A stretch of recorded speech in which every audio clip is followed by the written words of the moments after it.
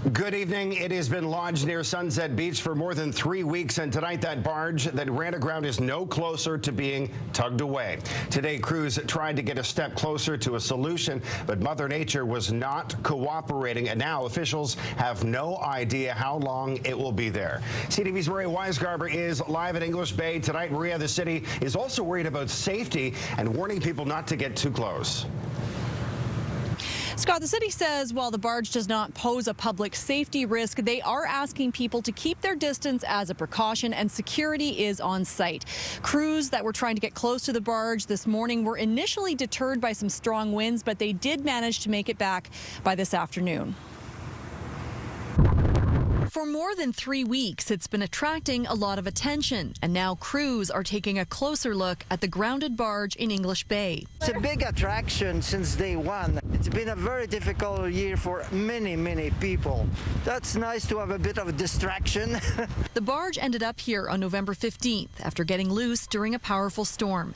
The city says Transport Canada has now received a recovery plan from the barge's owner, and in the coming days, it will be assessed and repaired as needed to prepare for removal. You've got about 500 tons of steel sitting on the rocks here, and that needs to be supported by buoyancy. So the higher the tide, the easier it's going to be to pull it off. Naval architect Robert Allen says he expects the hull is likely damaged in some ways, and added, along with a high tide, a fair amount of tugboat power may also be required. The first few days I was down here, I noticed them trying to pull it off with a very old tug with about 700 horsepower, and it was doing nothing.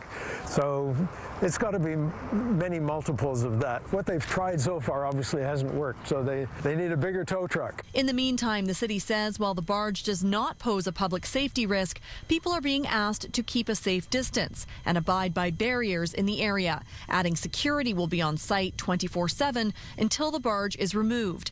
While crews have been on the move, the barge itself is staying put for now. I'm afraid that we'll be there January 1st.